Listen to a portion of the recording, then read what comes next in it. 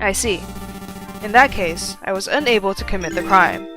I have an alibi. Alibi? What kind of alibi? What a silly question. The one who can prove my alibi. Isn't it you? Try to remember. When you and the superintendent left the museum, where was I? You know, don't you? Answer me. When Akechi and I left the museum, Kuramoto was at the folk museum. I remember clearly. You were inside the folk museum, right? Exactly. I saw you and the superintendent leave. If I'm the culprit, it means I'd have to pass you two and arrive there first and commit the crime. Nothing to be proud of, but I don't have that kind of physical strength. Besides, I stayed in the folk museum when you ran off. The staff members, security guards, and the owner can prove that. So, do you still think that I'm the culprit? That's a good point. When Sasayama-san was killed, Kuramoto was in the folk museum. Maybe there's a passageway between the folk museum and the library? Conan-kun, you were wrong. This man says he's not involved. This is enough, right? I already knew that you had an alibi. Eh? I came here to confirm that alibi. I wanted to hear it directly from you. That alibi that you spoke so confidently of, if I can prove that you constructed it, I can say that you're the culprit, right? Really, I wasted my time with a child's games. That's enough. Leave immediately. Wait a minute. One last thing. Sir, do you know of the tragedy 25 years ago? I thought that the secretary of Mr. Kimoto would have some knowledge of it. The tragedy 25 years ago? No, never heard of it. I'm not really into those ghost stories. So, he's going to play dumb about this too. If the VIPs are related to the tragedy 25 years ago, the secretary of a VIP should know about it. We're leaving, Conan-kun.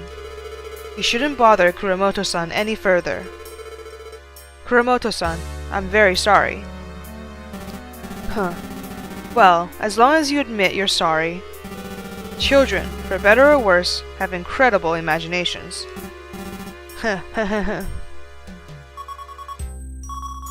He's so calm. His composure makes him seem even more suspicious. Okay, Conan-kun, apologize to Kuramoto-san. Sorry, Kuramoto-san. Kuramoto, I'll definitely see you again. Although then, it'll be your turn to cry and apologize.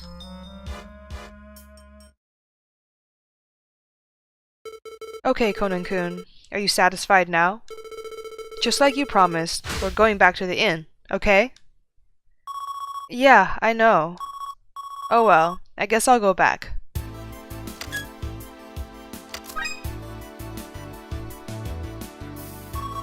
We're back. Huh? That person is... Oh, Conan-kun, just in time. The guy from Fukato. I finished a photo that I messed up on, so I brought it over. Here you go. I'm sorry it's late. Photograph of what was left in the audiovisual room when we found Sasayama's body. Thank you for bringing it all the way here. I'll hand this over to Superintendent Akechi. Good luck. Well, I'm off now. Once the serial bombings are over and the island's safe again, come stop by the shop anytime. Great timing. There may be some new clues in these pictures. When I get back to the room, I need to examine these. Conan-kun, you're giving that to Superintendent Akechi? That picture? I don't know what's in here. I was just asked by Superintendent Akechi to get the film developed. Oh, is that so? Anyway, let's go inside. I'll stay in the moon room quietly this time. Alright, let's go.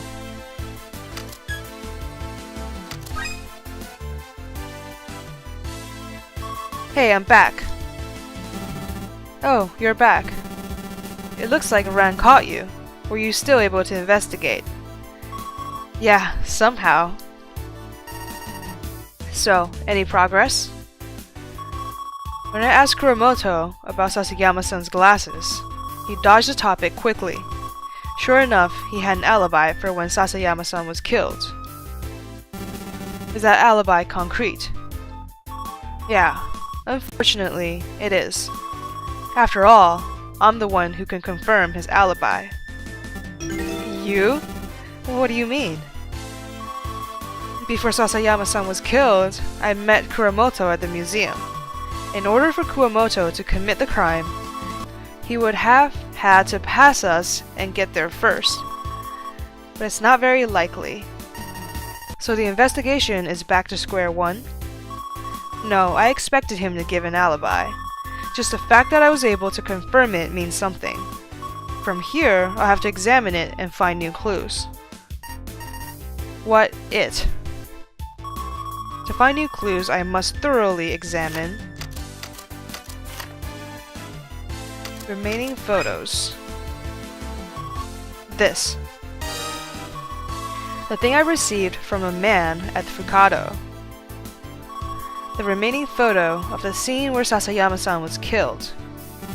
I see. There may be a new clue in there. Yeah, I'm going to look at the last photo to inspect the scene. Okay, let's take a look at the picture. Interesting.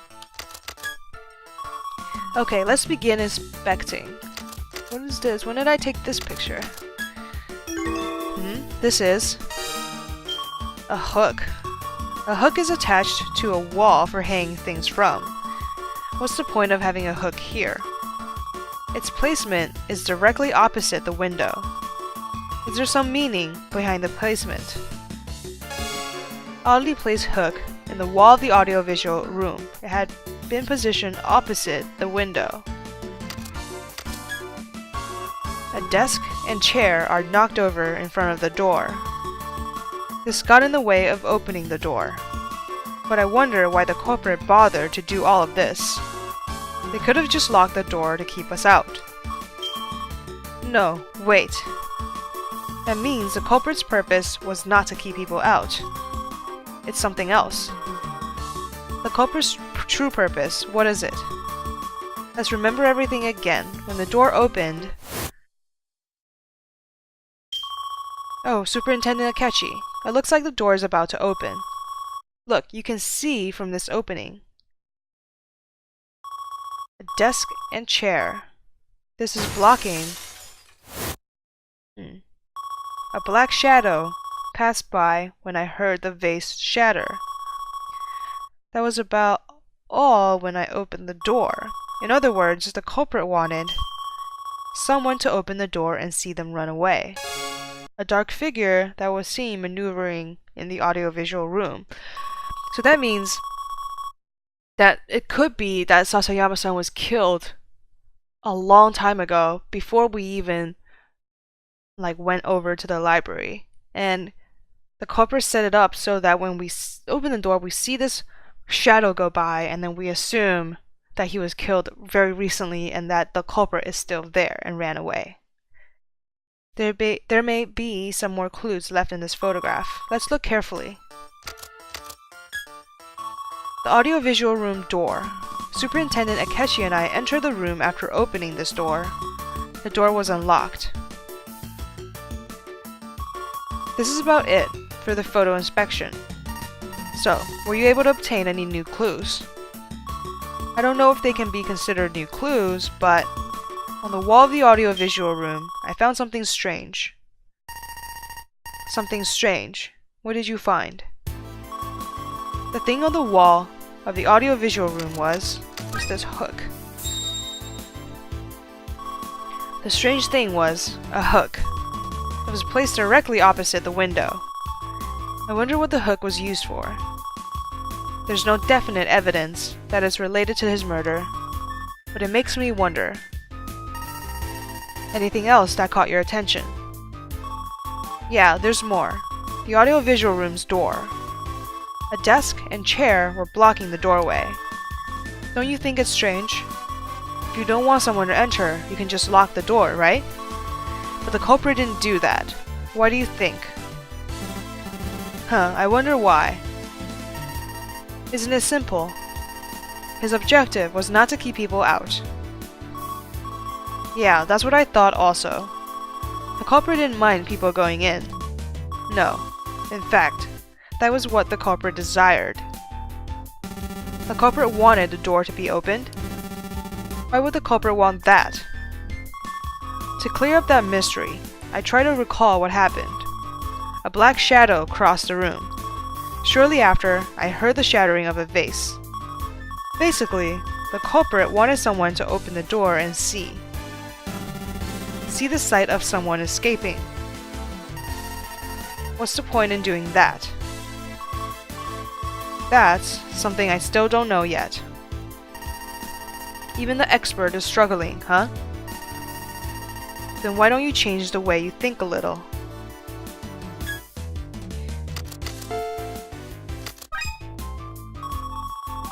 Hi, brah. Why should I change the way I think? There was someone you thought was suspicious in this case, right? Yeah, the person I find suspicious is Takashi, the secretary of Kimoto Yuji, who owns the museum and the hotel. Kuramoto Takashi. He's the person I find suspicious. Why don't you rethink the situation from his perspective? Look at the case from the culprit's point of view, to discover a new viewpoint. Yes, exactly. Okay, I'll give it a try. First, let's suppose that the murderer is Kuramoto Takashi.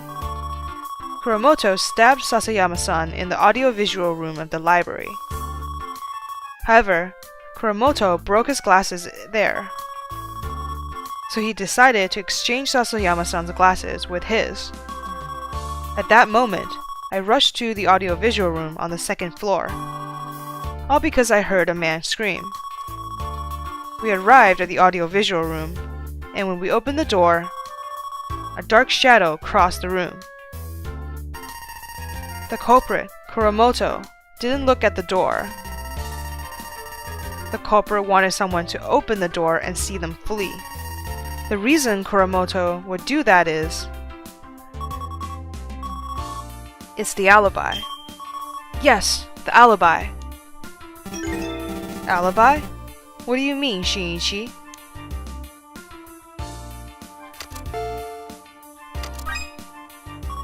The thing that allows Kuramoto's alibi to exist. That is, the thing that I saw. No, the thing that was shown to me. It's the Black Shadow. When I saw the Black Shadow, Kuramoto was in the folk museum, so it was resolved that the culprit was not Kuramoto. Because you saw the Black Shadow, his alibi is solid. But what if that was all part of Kuramoto's plan to create an alibi? To create an alibi? I assumed the shadow I saw through the crevice was the culprit. Thus, I thought the culprit was in that room. Those assumptions help form Kuramoto's alibi. Wait a minute. Does that mean the shadow you saw was not the culprit? Well, I'm going to find out. You're going to find out? Where are you going? The black shadow in the library was heading towards the window. It was open, the only place from which to escape, and outside the window is the backyard. Outside the window is the library's backyard. Professor, come with me. If Ron catches me again, my excuses alone won't work. Okay, I'll go with you. Haibara, make up some excuses while we're gone. Fine, I got it. Alright, let's go, Professor. We just keep on rolling out, we keep on sneaking out. This is like the third or fourth time that we sneak out. You should stay outside, don't even come back. Let's see. There's no one here. Let's go. The coast is clear. I get so nervous just trying to leave the inn. Let's go quickly before we get caught. So hard being a child. We're here, Professor. Wow, what a horrible sight. A single bomb caused this amount of damage. If the bomb on the first floor also exploded this library, that was dangerous.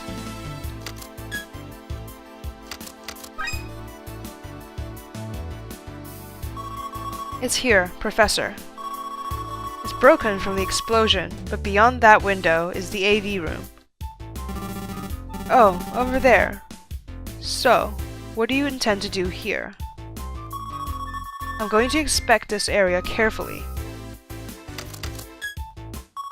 Let's begin the investigation.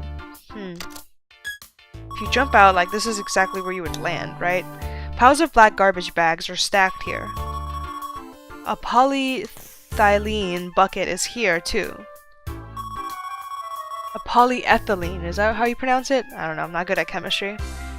And there's a garbage bag in the bucket. What is this?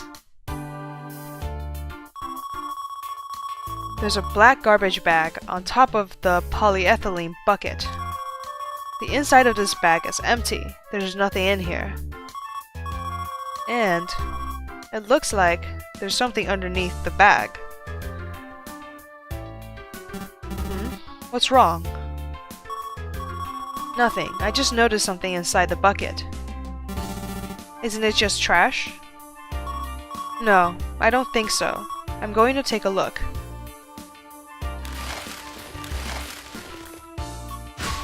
What is this? Did you find something?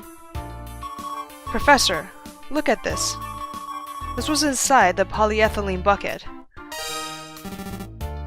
What is this? A tied-up bundle of books hung from a long fishing line.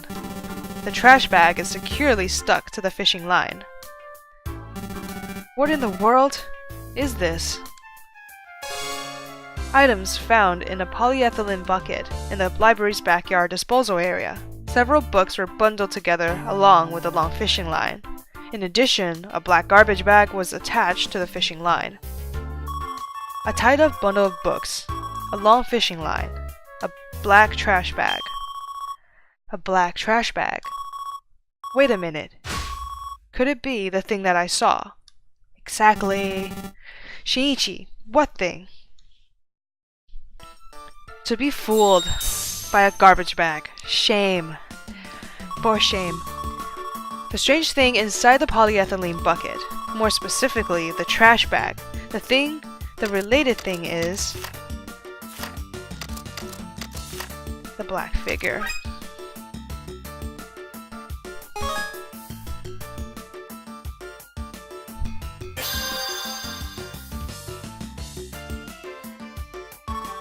When I opened the door to the AV room, I saw a black shadow. That shadow was probably this black bag. This is the black shadow. In other words, this is the culprit that escaped from the window? Yeah. Discovered in the garbage dump, a black garbage bag affixed to fishing line and accompanied by books. The identity of the figure was... But this is just a hypothesis. In order to make this definite, I have to figure out the setup. How the black trash bag passed by the entrance of the room, and how it ended up inside the bucket in the disposal area. I need to figure out that mystery. It's not impossible for you. Yeah. But I'm still lacking clues. I'm going to search this place some more. An incinerator. No fire, though. There's nothing particularly special about this. Let's see, what else? The window's shattered from the explosion. There's a railing underneath the window. That railing. There's a scratch. There's a light there's a linear scratch on the railing. Was it from the bomb? No, it doesn't look like it. It's as if something scraped it, like a thin piece of wire. Something akin to a linear scratch on the rail. Wait, a thin piece of wire. I see. I get it now. Professor, things are clearing up. It looks like I'll be able to see through the culprit's trick. Professor, look up at the railing in front of the window. Over there, can you see a linear scratch, as if something scraped it? I think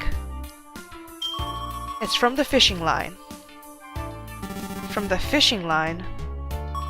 Professor, what was tied to the fishing line that I found earlier? A tied up bundle of some books. Those books were most likely acting as a weight. A weight? Yeah, and if we use that strange thing I found in the room, we can construct his trick. To show how the black shadow crossed the room. What's the strange thing you found in the audiovisual room? The strange thing I found in the audiovisual room was... there's this weird hook.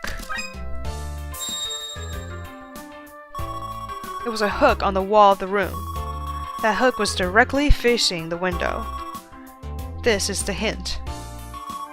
Right, a strange hook placed directly opposite the window and the scratch on the railing. That fishing line ties these things together. If the culprit left the weight hanging from the railing and then ran the fishing line over the hook, the trick would be complete. That's how it was carried out. So you've pieced the various puzzle pieces together. Basically, but I still have one more mystery that I need to solve. One more mystery? What is that? The man's scream that I heard from the first floor. If it weren't for that scream, the door wouldn't have been opened. Could that scream also have been part of the culprit's plan?